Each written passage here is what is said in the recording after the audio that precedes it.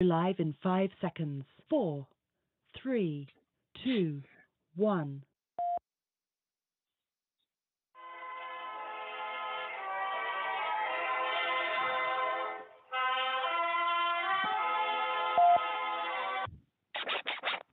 But we have to pass the bill so that you can find out what is in it.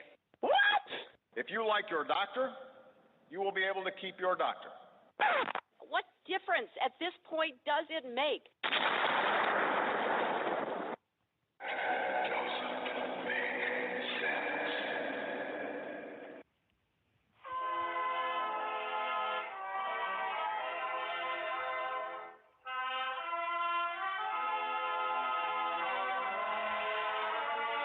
If you're looking to make sense out of what's going on in the world today, then you've come to the right place.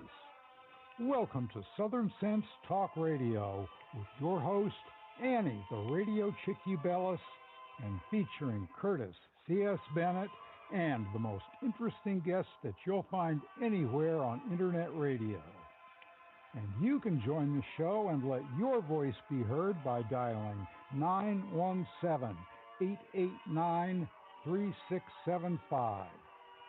So sit back, relax, and remember, Southern Sense is common sense.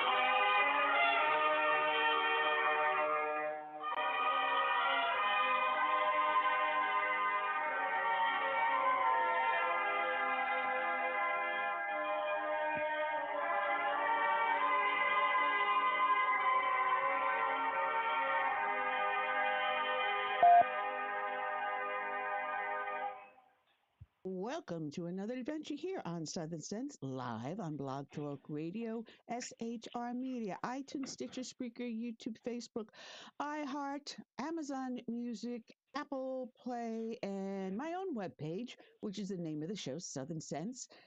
It's just Southern Sense, as in commonsense.net. I'm your hostess with the Lace Musters, Annie, the Radio Chick-A-Dee, along with my courageous and oh so creative co-host, Curtis C.S. Bennett. Good afternoon, Curtis. Here we go again. Hey, I don't know if you've been following the weather here, but it's pretty gloomy outside, especially in South Florida. It was so bad with the rain the other day. They had to cancel school because the level of the water was almost above some of the sides of the kindergartners out there. So Oh, I don't know. It just looked like doom and gloom here in Florida. Pretty much like in D.C., gloom and doom. But it should get better. Well, we got ourselves some great guests lined up. Our friend Mark Tapscott from the Epoch Times, or Epoch Times, as he always corrects me, will be joining us. Oh, yeah. I did not get a chance to run into him when I was in D.C. last week. He got called away on a special assignment that very morning. So he went in one direction, I went in the other. So hopefully another time I go up to DC, we can connect. Having back from the Heritage Foundation, E.G. Antoni, and he's going to be talking to us about one of my favorite subjects, electric vehicles, the EVs. Oh boy, has the tide turned on them. So we're going to have a great, great show, great time to talk about a lot of things. I want to ask Mark about the near what do you want to call it? Brawl that occurred between Mark Wayne Mullen and the union boss, O'Brien. And who breaks it up? Oh, yeah. Let's take it to the parking lot. No, they wanted to take it into the ring. Yeah, I hear that's not the first time those two clash, I understand. They've had their run-ins before, so maybe we could set up a Rocky 10 or something with those guys in the ring. The most historical part is that who calmed the whole situation down? Bernie Sanders. Oh, yeah. Oh man. Yeah. So, like I said, we're gonna have a lot to talk to Mark about.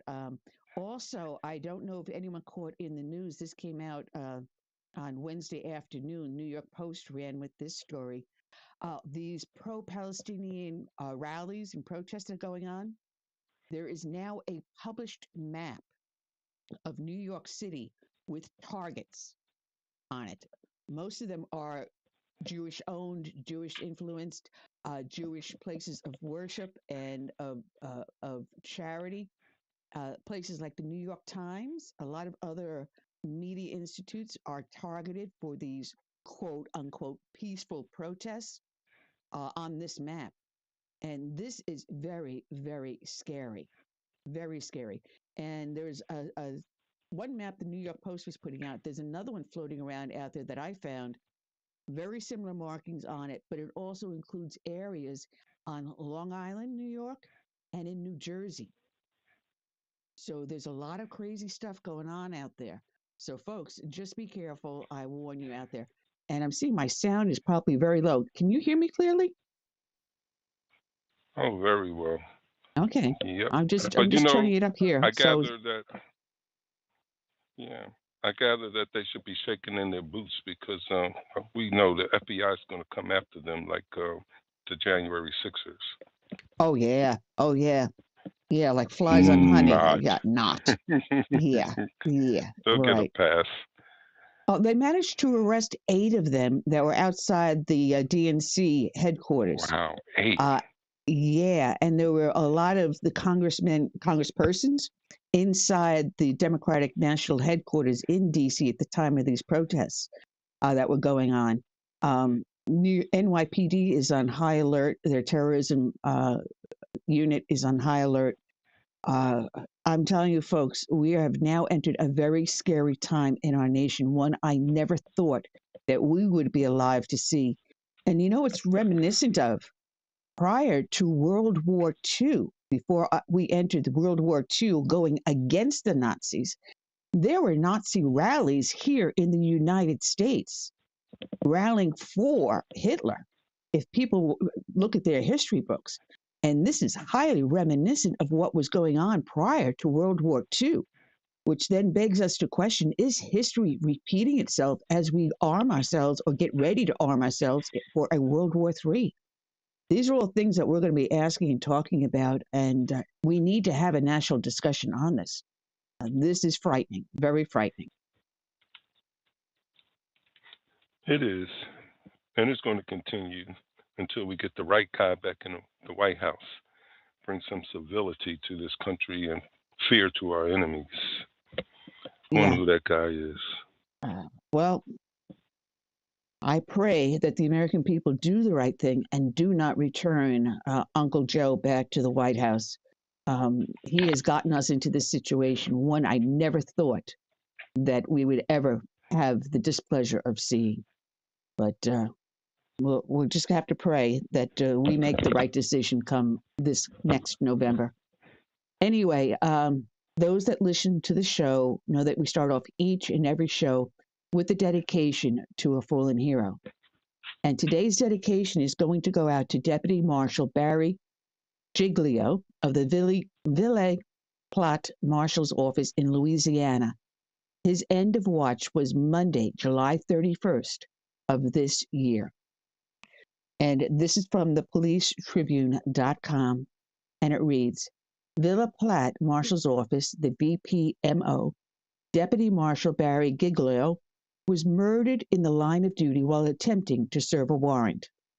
The Louisiana Police, the LSP, said the incident occurred in the 100 block of West Beauregard Street at approximately 8:30 p.m. on Monday, July 31st. Deputy Marshal Giglio was 65, had responded to the scene and was assisting the Evangeline Parish Sheriff's Office, the EPSO, with serving a warrant at a home when gunfire erupted, according to the Arcadia Advocate. The Ville Platte Mayor, Ryan DeLay Williams, said Deputy Marshal Giglio and a civilian were fatally shot during the incident. The Deputy Marshal was pronounced dead at the scene. Female civilian was rushed to the hospital with gunshot wounds and remained in critical condition. Police booked 2 suspects into the Evangeline Parish Jail in the wake of the shooting, but one, 18-year-old female suspect, was later released without charges. The other suspect, 23-year-old Van Tico Lamar Anderson, has been charged with possession of a firearm in the presence of drugs and possession with intent to distribute Schedule I drugs, KATC reported. According to the LSP, the warrant officers were attempting to execute at the time of the shooting was tied to a drug investigation. Investigators said they recovered a gun and drugs during the search of the home and charged Anderson with those offenses, but that additional charges are forthcoming, KATC also reported. Additional details regarding what led up to the shooting or how it unfolded had not been released at the time of this report. The investigation remained ongoing. This tragedy is yet another reminder of the sacrifices men and women in law enforcement make each and every day when they put on the uniform and badge, not knowing if they'll come home to their families at the end of each day, Williams said, according to KLFY. Deputy Marshal Giglio's ultimate sacrifice in the service of his community will never be forgotten. Our thoughts and prayers are with the family of the Ville Platte Marshal's office, Deputy Marshal Barry Giglio's, both blood and blue. Thank you for your service. Deputy Marshal Barry Giglio, your life mattered. And this is from WWL-TV. A Ville Platte deputy marshal killed in the line of duty was laid to rest at Lake Lawn Cemetery. A procession of more than 25 different law enforcement agencies led him from his funeral service in Belle Chase to the cemetery. Bagpipes blared as Deputy Marshal Barry Giglio's body was carried out in a flag-draped casket. His family followed closely behind. Very distraught, said Gail LaRocca, Giglio's sister. He was married with children, and it's been a lot to handle, she said. A Ville Platte deputy marshal killed in the line of duty had been laid to rest at the Lake Lawn Cemetery. Families, along with a group of elementary students, lined the streets to watch the procession. Officers and deputies from Jefferson Parish, New Orleans, Ville Platte, and beyond were on hand to honor the city marshal. Giglio was fatally shot on July 31st while helping members of the Evangeline Parish Sheriff's Office serve a search warrant in a home where drug activity was suspected. Every law enforcement job is dangerous, and this is no different, said Reggie Thomas of the Lafayette City Marshals. City marshals work with every law enforcement agency, so that's why you see JP coming together. You're going to see police officer, and this is why everyone comes together as law enforcement brothers. LaRocca said Giglio was the definition of a good time, a man who loved cooking, fishing, and spending time with his family. It's overwhelming, said LaRocca. All the love and support. We were born in Gretna. He lived in the Platte mines for 30 years. Ville Platte now after Katrina. Words can't describe. It's just beautiful. Barry was a native of Gretna, Louisiana, and a resident of Ville Platte, Louisiana. Barry was a graduate of West Jeff High School. He worked for Brown and Root for many years. After leaving Brown and Root, he owned a jewelry, a florist, and a catering company in Burris, Louisiana. Following Hurricane Katrina, he relocated to Ville Platte, where he owned the Pig Stand restaurant. In 2013, he joined the Evangeline Parish Sheriff's Department, where he worked for many years before he moved on to the Ville Platte City Marshals as a lieutenant. While in business and working as a police officer, he volunteered for charitable events and was recognized with many honors. He was known by many to be generous and kind. Barry was an avid outdoorsman, a great cook, and loved spending time with family, and friends.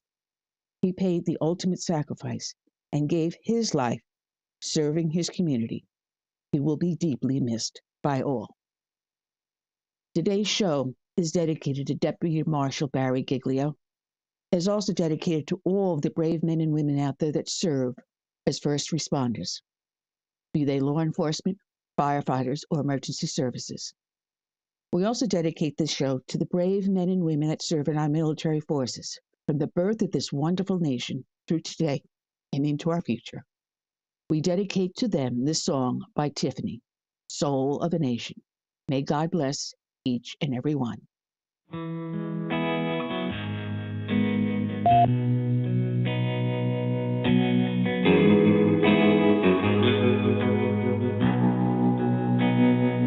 Let it be said when we finished this race, we kept them free, we led with grace. Let it be seen from sea to shining sea, beautiful America, living our legacy. Oh, Father, Mother, sister, brother, oh, we gotta learn to love each other. Oh, for the soul of the nation, for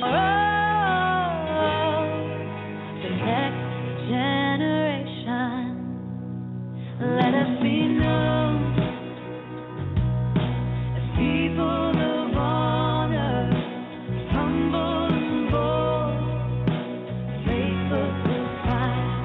Let us hold firm to our conviction with wide open hearts, eager to listen. Oh, Father, Mother, sister, brother, oh, we gotta learn to love each other. Oh, for the soul of the nation, for the next generation.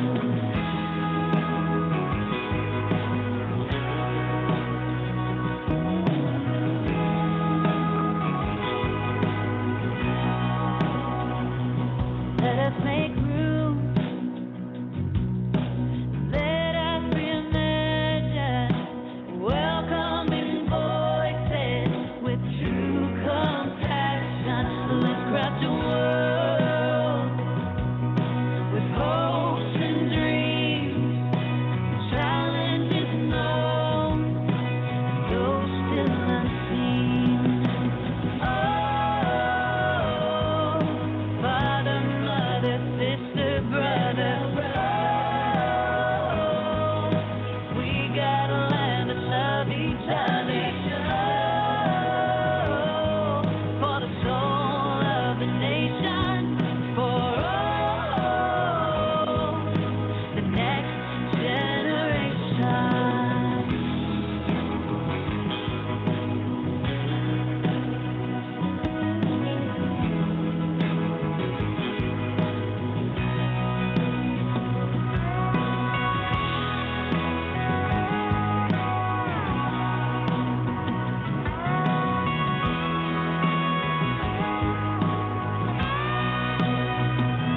Let us be sure when our time has come, we gave them hope, we made them strong.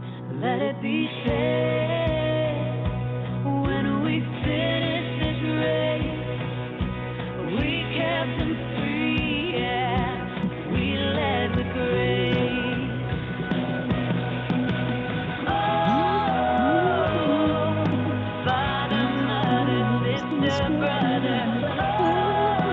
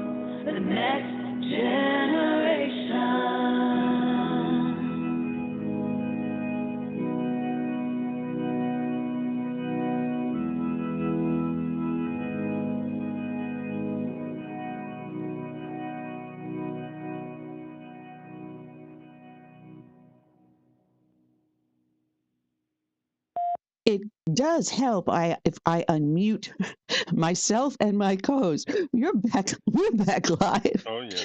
Just That'll work. Oh, That man. will work. Can I screw up a wet dream? Anyway, yes, I did say that just now.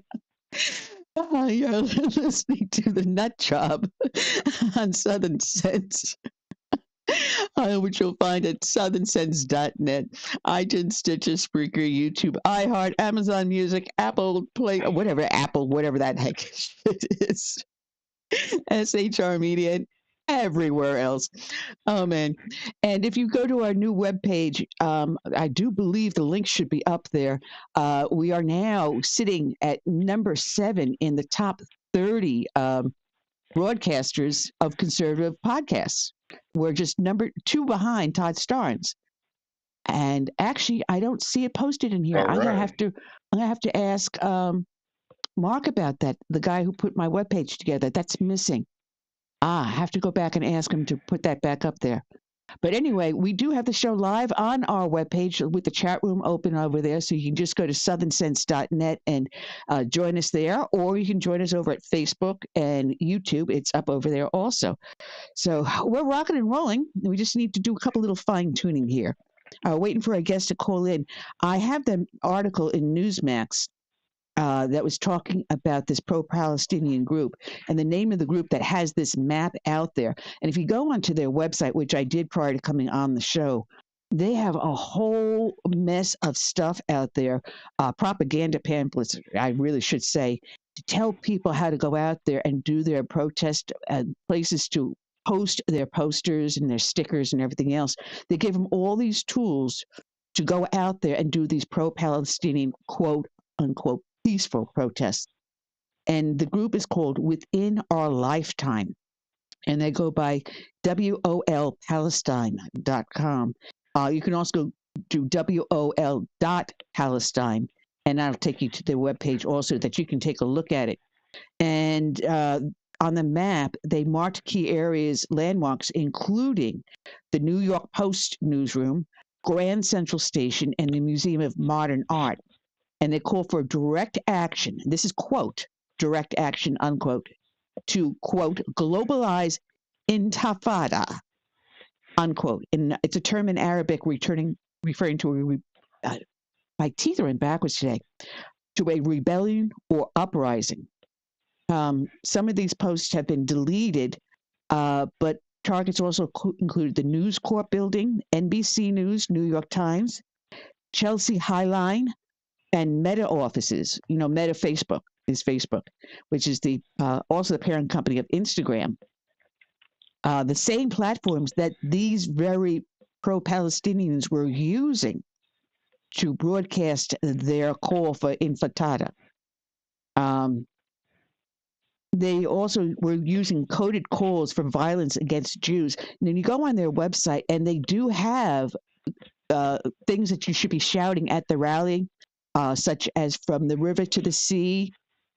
There's a whole mess of stuff in there. When you hear these chants, those chants are actually listed in English, Arabic, and other languages. So they're calling for a global jihad is what they're doing. I mean, I'm not surprised. They're not going to be satisfied until everyone is kneeling towards the east. Well, some of these places, that's... well, they actually even give addresses. In Manhattan, the Americans for a Safe Israel, the Jewish National Fund, the Jewish Communal Fund, Friends of Ir David, Birthright Israel Foundation, the Israeli Consulate, Friends of Ariel University, Friends of the Israeli Defense Forces, Central Fund of Israel, Friends of the Atarat, Conahan, I'm probably mispronouncing it. In Brooklyn, the Hebron Fund, the Friends of Itamar. In Queens and Staten Island, the Jewish Heritage Movement. On Long Island, One Israel Fund, Friends of Zoe. New Jersey. I mean, it's not just New York. It's not just New York City. Oh, no. And they're calling for this to be a global, saying that these organizations are funding the colonization. Tax-exempt Zionist charities funding settler organizations in Palestine. And one of the maps was showing areas around Central Park, areas around subway stations, Grand Army Plaza, areas around there. This is absolutely scary because if you look at the protest that we had just this past Wednesday in Washington, D.C., the Friends for Israel, that was peaceful. That was joyous. And that called for a peaceful resolution for Hamas to release the hostages. And instead, you see these pro-Palestinian, where a man was killed in San Francisco when he was hit over the head and tossed to the sidewalk. The guy died from a broken skull. And these aren't peaceful protests.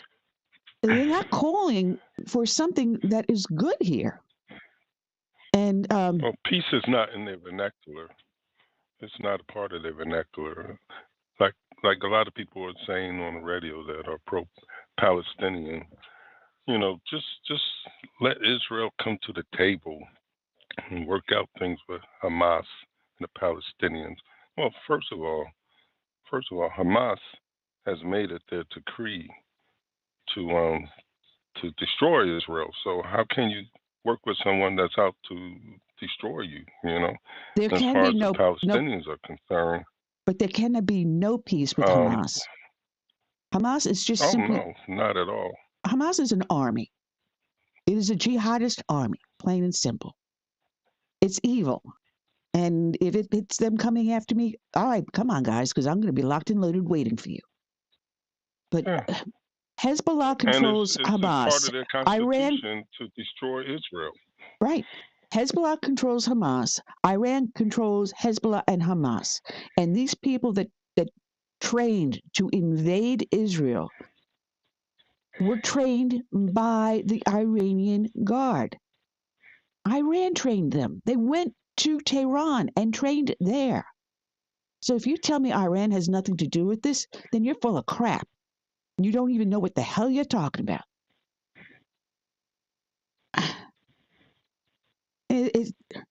And what we're hearing about what these hostages have gone through, and they just recovered 2 women's bodies, and the bodies that some of them they have recovered, they are unable to identify because they were so badly desecrated and destroyed, body parts amputated. Well, what you see with the left, it's always Israel. Israel this. Israel don't kill civilians, this, that, and the other. Well, who started this mess to begin with? It was Hamas. And who did they kill? They didn't go after soldiers or bases. They went after innocent civilians and slaughtered them, beheaded children and things like that, raped and killed the women. But you never hear about that on the left. You know, it's this demon called Israel, who are occupiers and oppressors. And like I said, the Palestinians are being occupied by Israel. You know, so it's a false narrative that the left puts out there to gain, you know, support. And there's a lot of people willing to believe whatever they hear because they're not well informed. So that's the problem we have in our own political arena. People who are not well informed, just going by what they hear on an emotional level. Yep, absolutely. Absolutely. Waiting for our friend Mark Tapscott to call in, but usually he ends up calling in late if he doesn't manage to, because he's handling an assignment because something broke out there. And I'm wondering if it has anything to do with Mark Wayne Mullen. Anyway, we do have someone that raised her sweet little hand. So we have Sweet Sue. Good afternoon, Sue. How are you today? It's been a while. Hi. Yeah. Hey. Hi, Curtis. How you doing, Sweet Sue? Good. I've been doing pretty good. Anyway, I want to get your take. One thing that's concerning me is all these attacks on our U.S. military bases in the Middle East, and what we've done two things. And what do you think about Congress? We don't seem to be hearing anything about that. And there were 13, I believe, or you probably know how many soldiers that was killed, and they said it was a training exercise, but they were really killed as part of this whole thing that's going on. Well, and I'm having trouble breathing and talking, so I'll go on mute. No. I heard 6 were killed in a training accident. I didn't hear something about 13. But that was a helicopter training accident that was going on. I didn't hear about 13, unless I missed something. I could be wrong on the number. Yeah, I could be wrong on the number. That it still bothers me because they don't get the recognition. And weren't they over in Israel or something like that? What were they doing a training mission where they were at? They were over there, and they were training off the USS Ford, our latest aircraft carrier. And from my understanding, all of them were special forces types, Green Berets. Right. It was. That got killed. I've got this up. It was actually 5, and they were killed. They died over the Mediterranean Sea. Let me see. Yeah, and they did identify them. As a matter of fact, I saw it on the news. They had the pictures up there from U.S. Special Ops. Yeah. And actually, this is the second time, I think, in the last couple of months that one of these helicopters has gone down. And I'm wondering whether or not there may be a defect in it, because there was one that went down, I believe, over the Atlantic Ocean right off our eastern seaboard recently. Let me say this much. A lot of times, these special operation units will be on these ships, and those are just platforms for them to be inserted into a country or whatever. If something happens to them, they'll label it a training accident when in reality, these guys were on a real mission. I've seen operations that I know that special ops were involved, and something went wrong or something. They'll say they were Marines, and they weren't. See, that's the information I'm getting that isn't the mainstream news. I listen to a lot of podcasts and YouTube channels and stuff, but I haven't seen anything really verifying it. But that's what they're saying. But, I'm also concerned with groups that are sponsored by Iran. They are attacking our military bases all over the Middle East. I don't know, isn't it something like 40-something? I know my numbers are off. Attacks. And what have we done? 2 attacks, and one was on an empty warehouse. I'm getting really concerned for our troops. Yeah. We don't seem to have any sort of response to these attacks. Our troops are being attacked. You're not hearing any other counter offenses being made against these Hamas-led groups that are going after them. And I'm wondering if maybe this helicopter accident may have been one of our responses to one of these attacks. It's very interesting to find out. Wow. Be very interesting. Yeah. Well, I hear some of it is not only just Hamas, it's Hezbollah also. I mean, they're attacking in Syria, Yemen. I didn't know we had that many military bases all over, but they're attacking practically every country we have a military base, with the except I don't know if we're in Egypt or some of those countries, but yeah, they're really attacking these bases, and sooner or later, we're going to see losses of our soldiers. I hope not. And frankly, that'll probably be the time that Biden. That'll be the time he responds, because he just doesn't seem to take the initiative to get a handle on these things. I mean, how many we left? A couple of thousand people over in Afghanistan when we withdrew. And he didn't do anything about that. Well, there's still people, I guess, in, isn't it Israel and maybe even Gaza, U.S. citizens trying to get out. This is just, it's amazing that we're this far into all of this and they still haven't gotten all of U.S. citizens out. There was an interview up, it was on Newsmax that they had. It was an American couple that they were helped out of the country by the Israeli IDF and a couple of other Israeli people working on their behalf. But the American embassy, when they called the American embassy asking for their address so they can get there, the embassy told them they couldn't give them the address. The American embassy did not help them get out. But when they got onto the plane to finally get out, I believe they got them into Greece or something like that. I forget where. I could be wrong. But when they left, there were Somalis that the American embassies had gotten out and put on the plane to take to America. But they wouldn't take American citizens. So why, for this couple, they could not get out? And they could not. They finally did get out with help, but not from the American embassy. That's strange. There's more people over there too. DeSantis, didn't he, or some senator from Florida? They started the plane and they got the Florida citizens out. Yeah, that was DeSantis. They could do that, then the federal government could do it. Absolutely. But look who's in control of the federal government. We got brain dead Biden. Yeah. And I don't know if anyone else saw the news conference today with the. I don't know if anyone saw the news conference today with President Obrador and Joe Biden and freaking Blinken there. What a humiliation that was.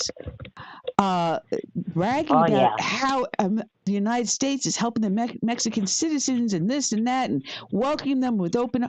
Hello, you're sending us illegal aliens. And he's raving about how great America is to take in these illegal aliens. Hello, Mexico doesn't allow anyone to go illegally across the border unless they're coming over here to the United States. They don't allow you to get a job or anything like that if you're not a Mexican citizen. Matter of fact, they won't let you become a Mexican citizen either, so you can't get a job. Yeah, I'm sorry. Something's wrong here. And Biden's there smiling as all these praises are being heaped on his head. And the president of Mexico is basically laughing in our face. That was a complete joke, that news conference. I felt like I wanted to puke.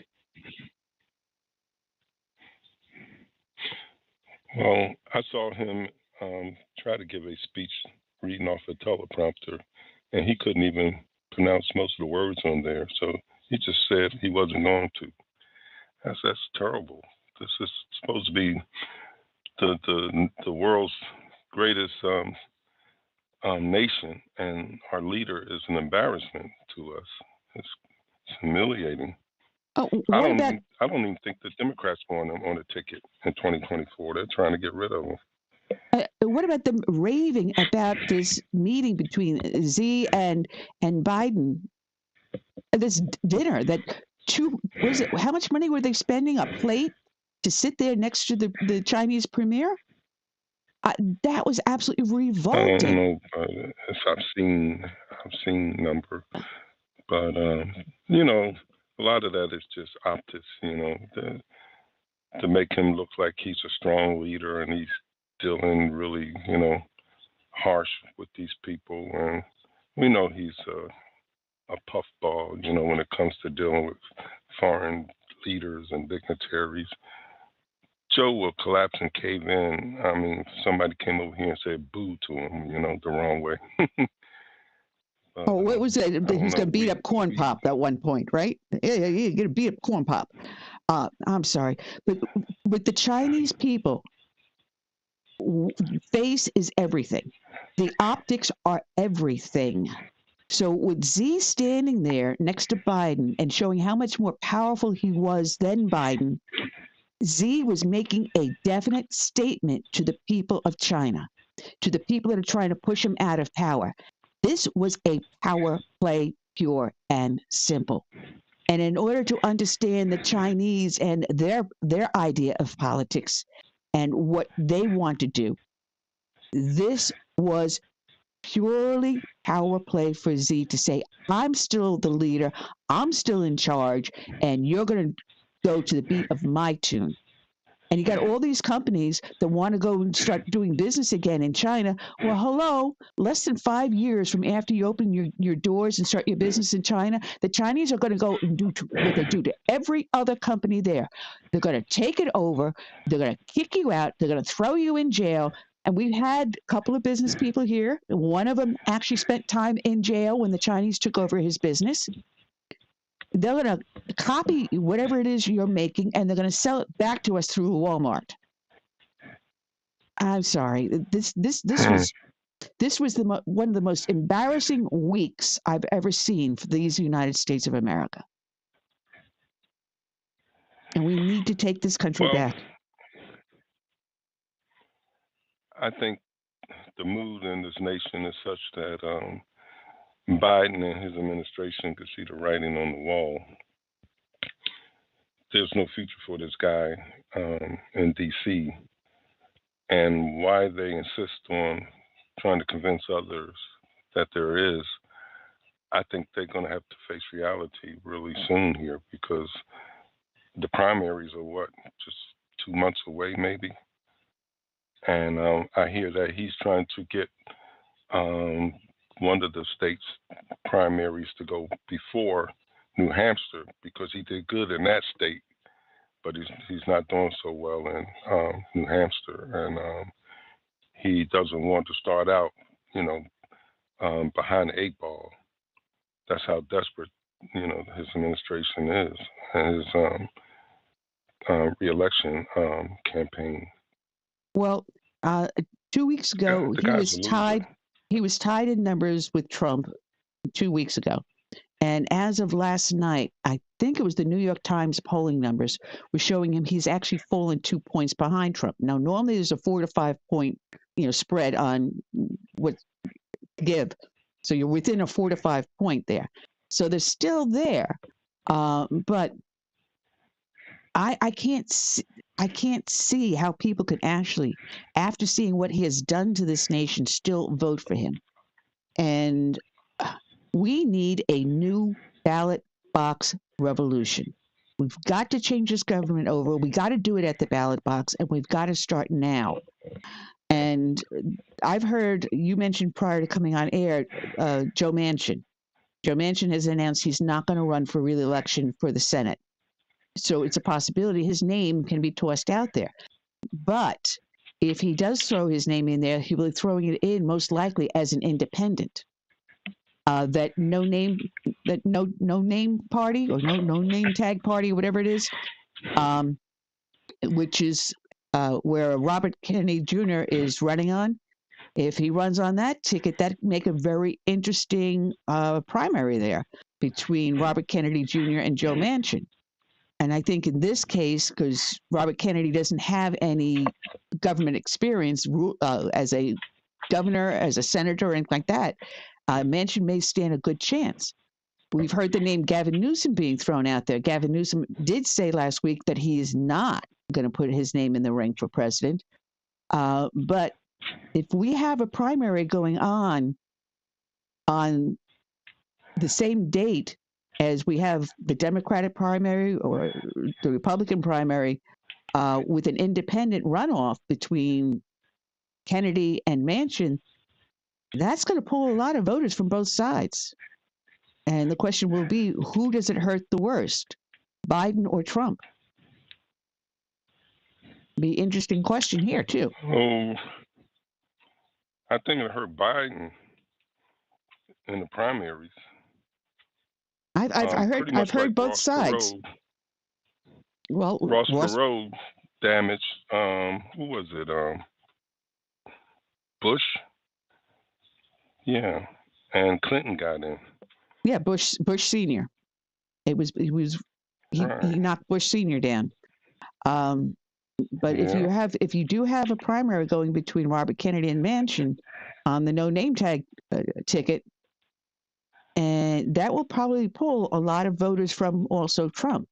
People that are never Trumpers that would say, well, if he is the nominee for the Republican Party and we have a choice between Kennedy and Biden, well, we'll swallow our pride and vote for Trump. That will pull those people off. And it'll make it harder. It's going to be a very, very interesting going in there.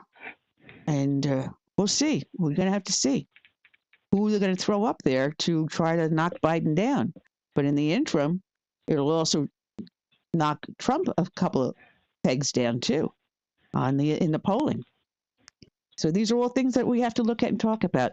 I sent Mark Tapscott a message, and he must be busy covering a story or something. He hasn't gotten back to me, unfortunately. So we may have lost him as our guest, and hopefully EJ will be calling in very soon. I had a lot of stuff I wanted to talk to him about, and unfortunately we're not going to be able to do that. Oh, did you catch this? I don't know if you did, Curtis, but John Kennedy, the senator from Louisiana, they had a law professor up for a district judgeship in Oklahoma, and he asked her some very basic questions. Her name is Sarah E. Hill. He asked her to explain the difference between a stay and injunction.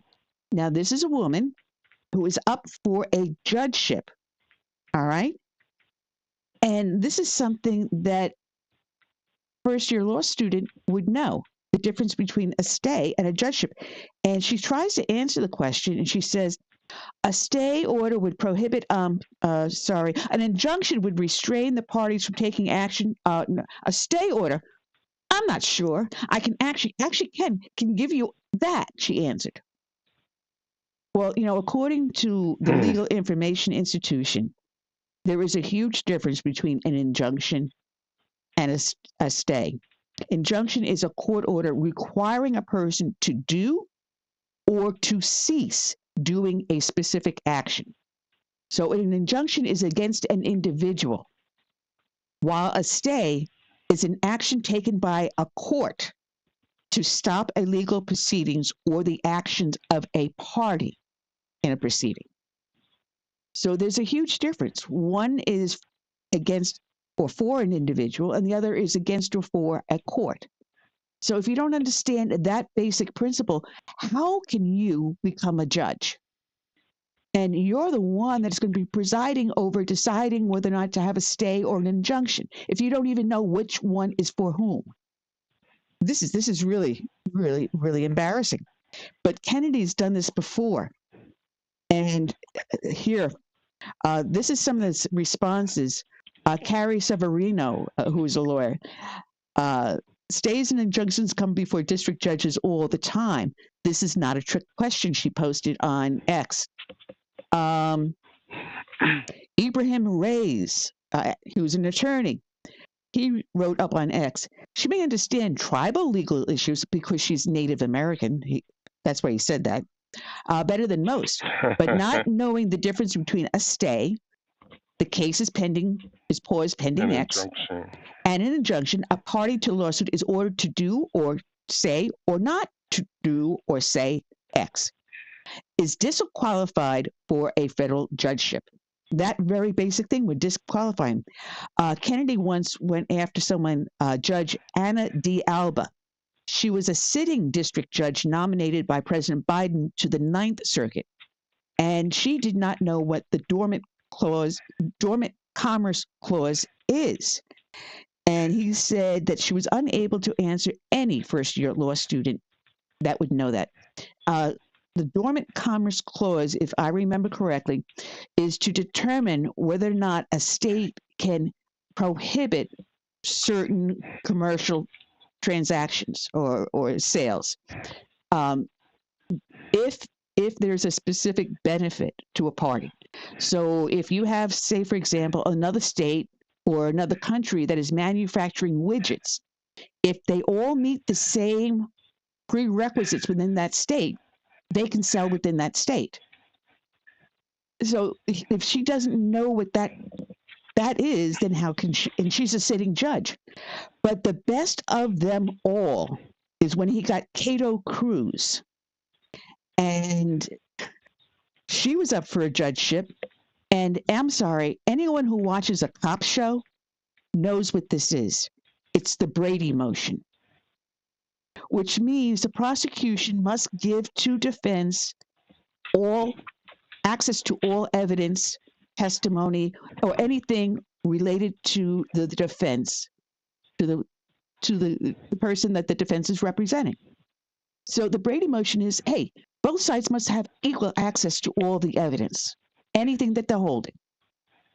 So she didn't even know what the Brady motion was. So how can these people become judges? And yet this is what being put before the Senate for confirmation. And thank you, John Kennedy, for being there and stepping up to the plate to expose these people for the idiots that they are. Well, all they have to be is Democrats and follow the party line, and that qualifies them. Democrats. Yeah. Now, have you heard anything about the how would I say it? West Virginia and Iowa, they're leading a state coalition opposing the Trump gag order, and it's quite a few states that are filing, legal complaints about this gag order on Trump, and I think that's nice. The states are responding. I don't really get that from our individual lawmakers up there at the Capitol. But there are states out there that are making it known that they don't appreciate this gag order and what it represents for the future. They can really intimidate anyone in the future and keep them from expressing what they have, on their mind about. All right, now, which gag order are you talking about? Which gag order? Because there's one coming out of D.C. and there's one out of New York that and if it's across the board, one of them. And if it's across the board, every single one of them, then good for them. The main thing about these gag orders, they're intended for when you have something being put out in the public and the trial is a jury trial. These trials are not jury trials. They are trials before a judge. Mm-hmm. And the judge, by the very being of a judge, is supposed to be impartial. But a jury can be influenced by something leaking to the public. That's the difference. Yeah. That's the major difference. So gag orders were intended for jury trials, not for a trial before a judge. And this is an 18-state coalition, so it's pretty powerful. And it's not just one or two or three or four, 18 states. I have no doubt that all 18 states are conservatively run states. But that's good to hear that we are united in some areas, at least. Yeah. Now, also throw into that. We always talk about the Democrats being, united. But last month, the ACLU joined in an amicus brief, I believe it was, that they filed in supporting Trump's stance on the gag orders. So if you get the ACLU backing Trump, then there's got to be a big problem with these gag orders. There's got to be. That's true. But it leaves open a wide path for appeals on every single one of these cases. And I don't know if anyone saw that pantload Chris Christie was up on Eric Bolling's show last night. And oh my goodness, did the fireworks go? And these two guys are friends. And Bolling was asking some questions against why Chris Christie his whole campaign was attacking Trump. And Chris Christie says, well, he's going to be convicted. He's going to be a convicted felon. Hello? He's going to be a convicted felon? And he knows this how? I'm sorry. Chris Christie has lost his friggin' mind. And he's at the bottom of the polls, and he still insists on not dropping out of his campaign. He's going nowhere. And I'm sorry. Christy, go back to the beach. Go back, sit on the beach. Do a Joe Biden number. Just go sit underneath the umbrella on the beach. But then again, he looks like a beach whale anyway, so he fits there perfectly. I'm sorry. I'm being nasty today. My claws are out. My claws are out. Oh, Jesus. But here we also have several of these groups going after Trump, trying to kick him off the ballot using the 14th Amendment. Oh, yeah. And there was an excellent article. No in one statement. Excellent article by our friend Hans von Spakovsky. And what did I do with it? There's something else I wanted to ask Mark about. What did I do with that article? Well, Hans von Spakovsky broke down exactly why that's not going to work. Number one, he has not been convicted of insurrection. He has not been charged or convicted for insurrection. So how are you going to justify having him removed from the ballot? And I must have left the article in the other room. I must have. I apologize, but it is an excellent article up in the Daily Caller on Heritage Foundation. So if you go to heritage.org, Google Hans von Spakovsky and read his article dealing with why Trump, you can't remove Trump like the way they're trying to from the ballot. Using that 14th Amendment, it was never intended for the purpose in which they're using it for. Never intended to be a political tool, which is what it is now. They're using it as a political tool because he is Trump, he is a Republican, and they want to knock down the strongest Republican candidate from the Republican ticket so that they can win back the White House either through Biden, Joe Manchin, Robert Kennedy. They'll take anyone but Trump. And this is Trump derangement syndrome on steroids. You know, people ask me often, which candidate, should you go for on the Republican side? And I always tell them you should vote for the person that the left fears the most.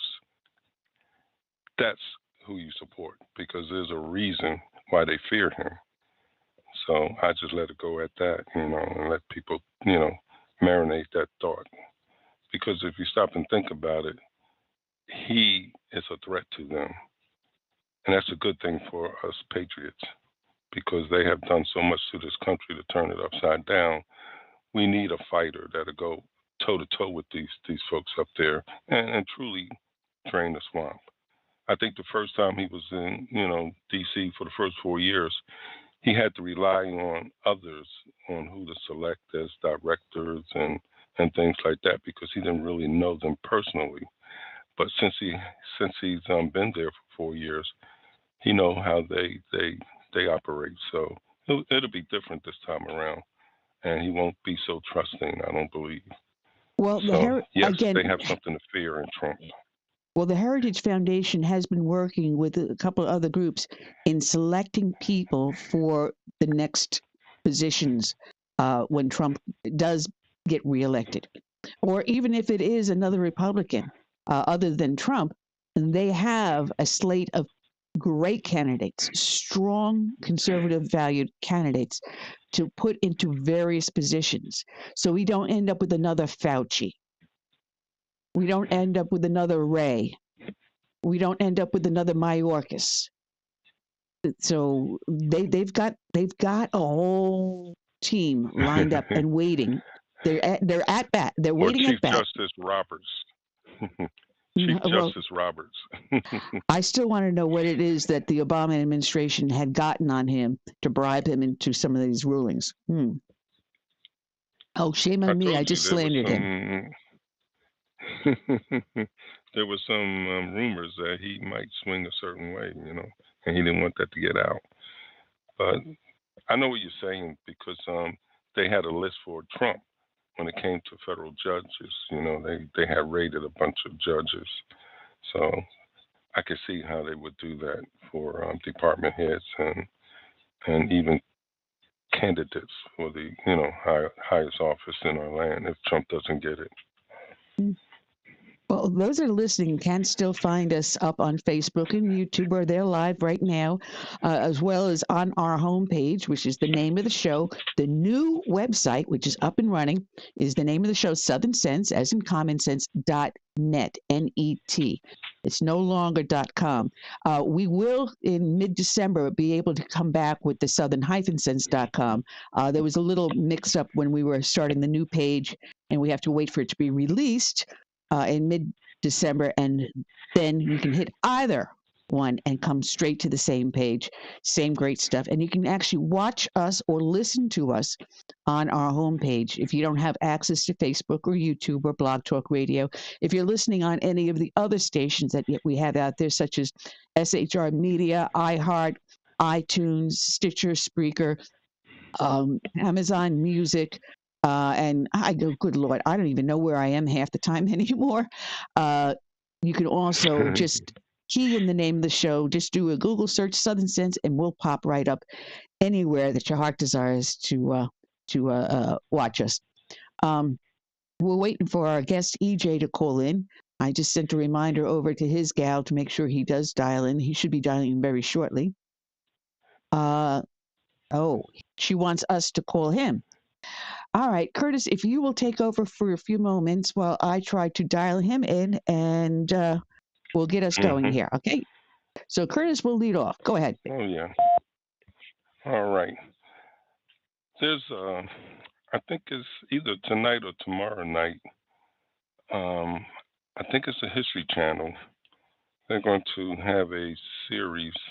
I don't know if it's like one or two episodes on the life of JFK, and I'm interested in seeing how they portray our slain president. Most people know that today the politics of John F. Kennedy would be today more in line with conservative values, or at the least moderate conservative. So I've been always interested in this guy, and of course this assassination, who was behind it. But tune in if you can. I think we have our guests coming in here soon. How you doing? Other than that, all right. Say I got you right now in the call. I'm going to bring you on live in just a few seconds. To Trump going up against whoever the Democrats put up against him. This is Southern Sense. I can see that he's going to be the nominee. I mean, nobody's even close. Any of his challengers. I mean, he's in some polls 48%. Corinne had booked you, and she just sent me a message saying that you were waiting for my call. In the polls than the nearest adversary. In some polls, I hear not with Southern Sense, not with slipped to the fifth position. I mean, even Chris Christie. Okay. Right, in one of the primary states is at 11%, and DeSantis is at, I think, 6 or 7. And of course, Nikki Haley seems to be rising to some degree, but still no threat to Trump. And in these states, these northern states, a lot of times they have primaries where the Democrats can vote in. I don't know if many of you guys remember Rush talking about Operation Chaos, but it was a way to get our people to vote and influence the Democrat pick, since they've been doing it for years. And most believe it's because of this system that Chris Christie is at 11%. But, I mean, even if he did win one of the primary states, or Nikki Haley, I still don't see them as being a threat to Donald Trump, who, I mean, this guy, the lead he has is almost insurmountable at this point in time. Right, well, well, I'm back now, Curtis. Any luck? No, unfortunately, he said that he was double booked. He had someone else on his calendar. So I just sent his gal a little message to let her know. So we're batting 1,000 today. But we're never at a loss for things to talk about. You were talking about Chris Christie and a lot of the like I call him, the fat pant load.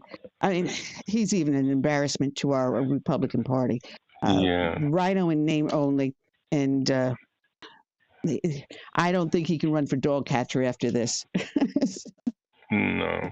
But I was just saying that in some of those northern states in the early primaries there, Democrats and conservatives can vote across party lines. And I was talking about how Rush Limbaugh used to have this thing called Operation Chaos, where our side, would vote and determine who their people would be, their candidates, and because they've been doing it for years to our side. So that is one reason why in some of the polls, Chris Christie seemed to have risen. But that's just a local thing. It's not a national trend. No way. Yeah, no, it's not. I'm sorry. There's a lot of, especially southern states, he would not poll very well in. No way. But there was a lot of stuff I wanted to talk to EJ about, and we're seeing some numbers. And I don't know if the listeners know, but I do a second podcast on Wednesdays with Vicki Tompkins, Moms Across America, and we were talking about the economy, and some of the things are starting to look like the economy is turning upwards, but in reality, it's not. I'm just going to send a quick. I have to pardon me. I'm fudging. Telling her I'm fudging it because she was looking to see if she can get someone really. If someone else to call in really fast, but that's all right. Let her know. But the economy really, in truth, is not doing as well as people think. You're going to see gas prices start to go down. Now, that is a false balloon. That's a fake balloon going up there. Because what people don't realize is that our reserves, the federal reserves of oil and gas, Biden has sold off almost half of it. Over 40% he's already sold off.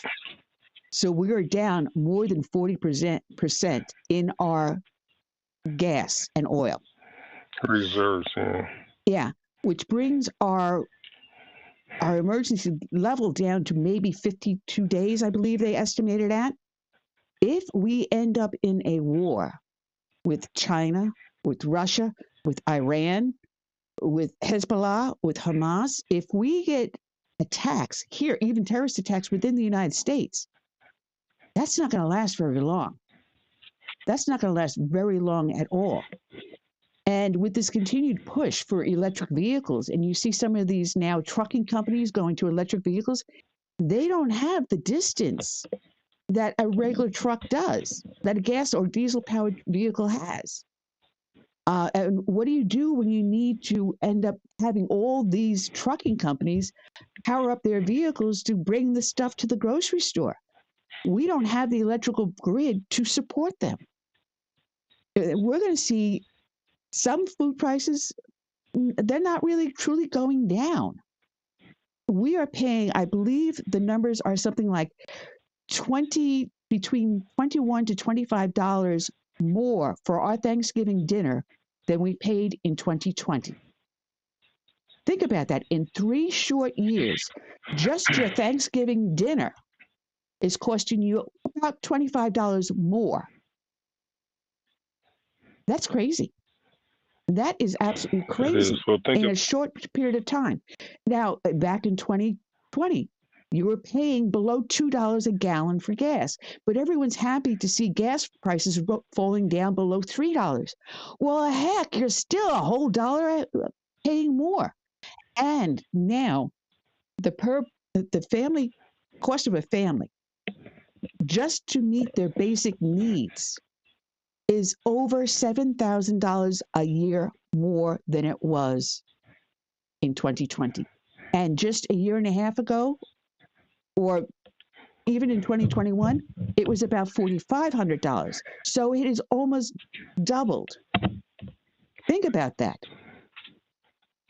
So is the economy going great? They're going to tell you Bidenomics is working. The economy is not going great, and we're in trouble.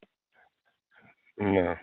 A box of cereal was $5.12 the other day. I looked at one of the more healthier cereals, cold cereals, and I left it on the shelf because normally I buy 2 boxes. So when I need, to get out the house early in the morning and I don't have time to cook and I don't want to stop at a fast food place, I just get some kind of grain type cereal. But I left it on the shelf because 2 boxes would cost me over $10, and just to get 2 items that's going to cost me over $10 was ludicrous. So, and he wants to run on his economy. Is he crazy? No, we are seeing our American public, the American people, they're depleting their savings accounts just to make ends meet. They are running up their credit card debt just to make ends meet. And the higher the debt goes, the less they have of disposable income. We're not seeing people investing. And if fewer people are investing, that's going to be a negative future growth. So no, the economy is not doing well. But if you turn on the communist news network, CNN, or the misguided news network, MSNBC, or you turn on any of them, and that's not what they're touting. Oh, how wonderful. Gasoline prices are dropping. The economy is turning around. Inflation is coming to a standstill. The recession is going to be over soon. No more inflation. Oh, whoopee-doo. Oh, yeah. That's not what we're seeing here. That is not. Plus, Janet Yellen is putting us further and further into debt by using government funds. Here it is. This is the other article I was looking at. Right now, the Treasury is now on track to borrow almost as much in 6 months as it did in the previous 12 months, nearly doubling the deficit. So the federal deficit is $33.7 trillion. That's just a 1% increase in yields. It's $337 billion to the annual cost of servicing the debt over time. So she's digging us even deeper, our federal government deeper into debt. And who's going to pay that debt? You and I, our children, our grandchildren, our grandchildren's children. That's if the United States does not default on the debt. And we have never defaulted on a debt. Third world countries do that. We don't do that.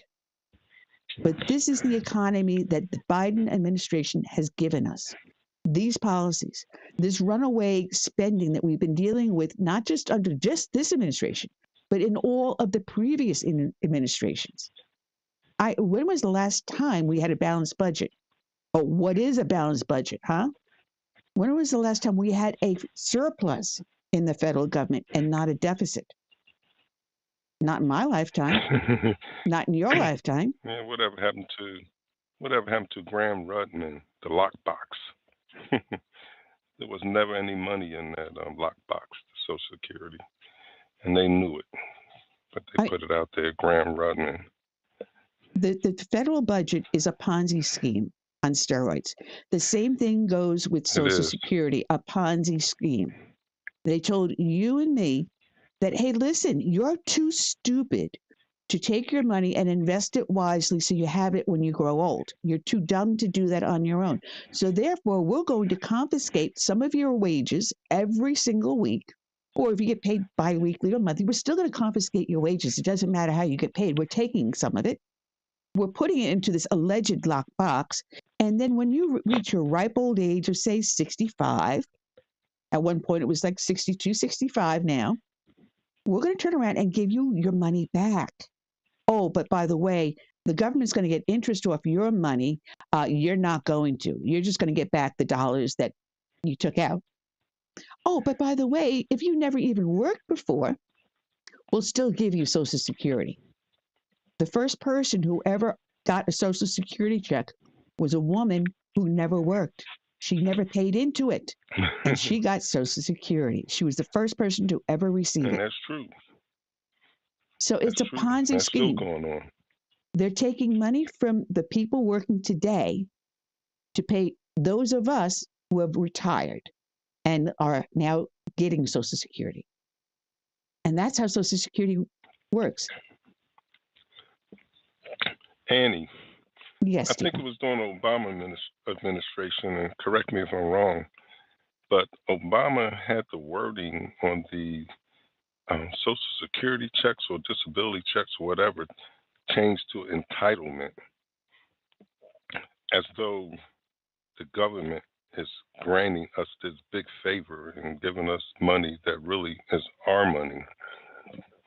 Do you remember anything like that? The wording being changed on the checks or whatever to entitlement?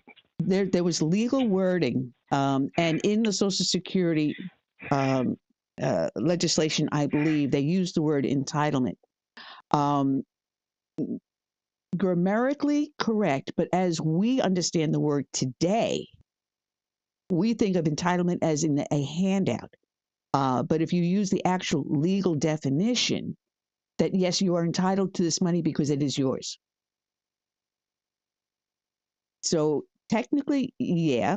But as we understand the word and we use it today, as we see our English language change over time, the meaning of the word entitlement has changed over time from what it was originally intended to be to what it is today. And that's the difference. And yes, it was a head game to do it too. It was a head game. So anyway. Well, you got people that believe the money that they get is at the good graces of the government. They never think that is their money, at least the people putting it in. Of course, the people that never put in, it is a gift to them. See, that's the difference between Social Security retirement and Social Security supplemental income. Social Security supplemental income, which is where you have someone who's never paid into the system, but because of one qualifying benefit or the other, they get a supplemental income to augment their inability to earn an income, whether they are disabled at a certain age or they were born disabled,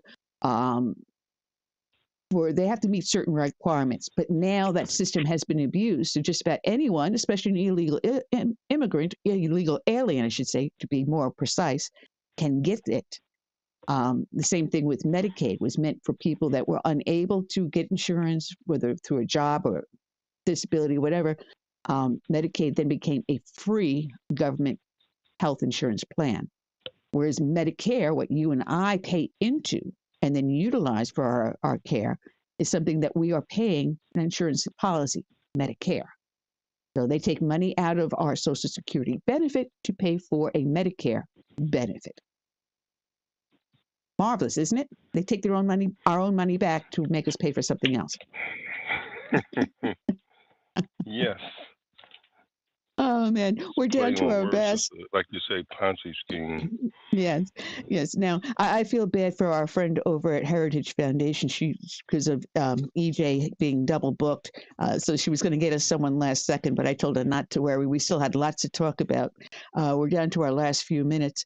Next week is Thanksgiving. We will not have a live show on next week. So I want everyone to enjoy the Thanksgiving dinner. Most of you will be traveling to visit friends and family, so travel safely. But also, please be careful out there. San Francisco already had the Golden Gate Bridge blockaded by these protesters. There were additional arrests made over there in San Francisco at that protest.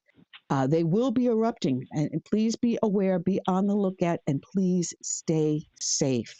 We don't know where or when these nut jobs are going to show up, but if you see something going on, get yourself out of the area as fast and as safely as you can. And don't be confrontational, because all you'll do is just encourage them to more violence. Just get yourself as far away as possible. That's the smartest thing I can tell you. But also be aware of your surroundings at all times. Walk with your head on a swivel. Don't walk with your head buried in your smart device. If you're traveling with children, make sure that you know where they are every instant. Don't let them wander off on you. Because like I said, there are rallies that are going to be going on all weekend. It's a holiday weekend, and I'm sure they're going to utilize that to their advantage. So please be careful. Please be safe out there, folks.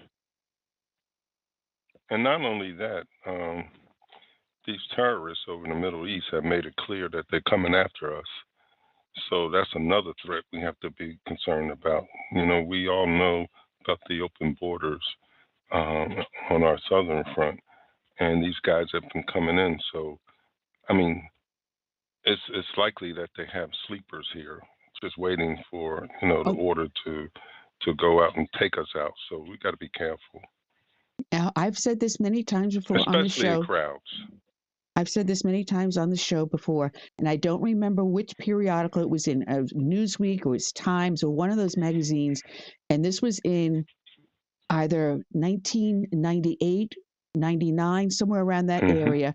The cover of the magazine had OTM standing other than Mexican, and they were talking about the porous southern border back then. And when they were describing what they saw in the deserts of the illegal aliens, what they left behind, they included Qurans and prayer shawls. So they've been sneaking over our border for more than 3 decades. So yes, you can bet there are sleeper cells here within the United States. And we're not dealing with just the drug cartels. We are now dealing with enemies of the United States within our borders. They're here. And that's why I'm saying, please, folks, be careful this holiday weekend. Someone will use something to their advantage. And I fear what the outcome may be.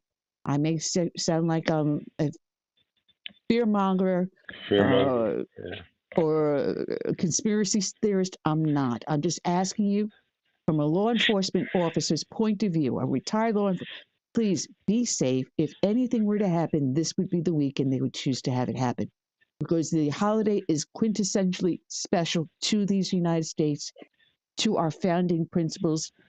If it wasn't for the Mayflower Compact, our founding fathers would have not known that this experiment they built upon, that compact, would work. The very principles of all men being created equal meant that the indentured servant had as much voice in the government of those pilgrims as the master. Everyone had an equal voice. The idea of property, of self-preservation, of freedom of speech were all part of that. And even going back to English common law that was codified by King Harold. In that, it recognized our Second Amendment back then, that you had the right of self-defense to own arms and to protect your property and person. These things were English ideas, came to the United States, and that Thanksgiving is, again, a quintessential holiday. And built upon that, we had our Declaration of Independence and our Constitution. And that is why that holiday, not just for the pilgrims coming to the United States, but the foundation, the building of what is today our United States of America, that we should be thankful for. And this is what we need to fight for. And we fight for it at the ballot box. We fight for it with our voices, with the power of the pen, with the power of the purse. It's worth fighting for, folks. And that's what Curtis and I are doing here every week. And we thank you for listening to us. Yeah. And thank you for taking your time to be with us. And I would like to add, if you're going to attend a parade, think of the Boston bombings. If you see something out there that's see something, say a something. Suitcase or a pressure cooker next to you or near you, report it and get away from it. Any unusual object. Right, there you go. Report it. Yeah, see That's something. all I got to say about that. See something, say something. I'm wishing everyone out there to have a safe, happy, and blessed Thanksgiving. Boy, am I pushing the holidays ahead of time. I also want to give a special shout out to our friend Sweet Sue for listening in and sharing her views with us at the start of the show. We miss her. We love her and miss her and hope that she feels better soon. And for everyone else out there, please be safe, be happy, be healthy. And we'll leave you with the song from our friend Gary Pecorella, Save America. So, Curtis, this is all we have. And again, no live show next week. We will be back after the Thanksgiving holiday. So, again, I say good night and God bless. Okay, until then.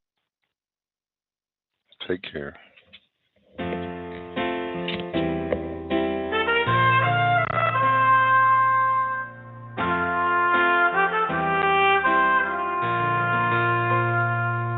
I'm praying for this land I love, America, America, the home of the free. But there are people making plans to change America. They've no respect for her or what matters most to me. That's why I stand for the flag and I kneel at the cross.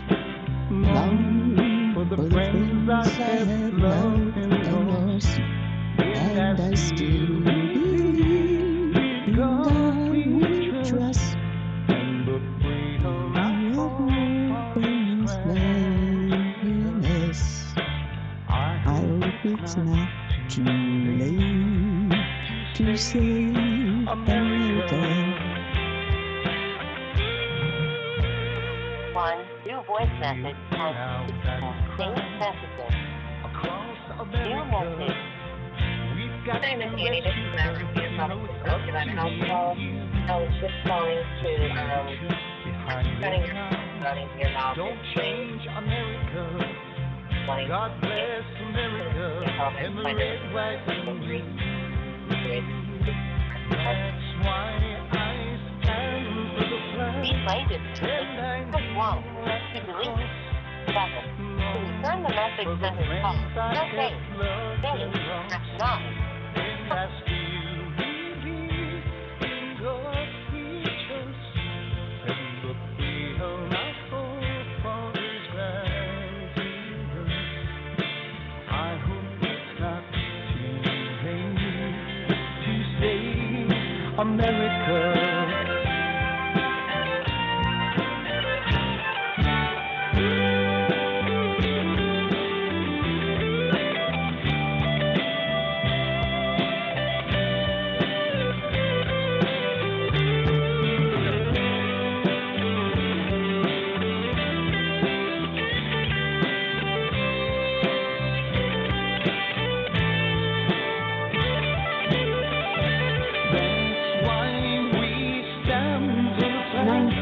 And we kneel at the cross, long for the friends we have loved and lost. And we still believe in God we trust, in the freedom our forefathers granted us. We know it's not too late to save America. 60 seconds. America, let's save America. Together we can save America.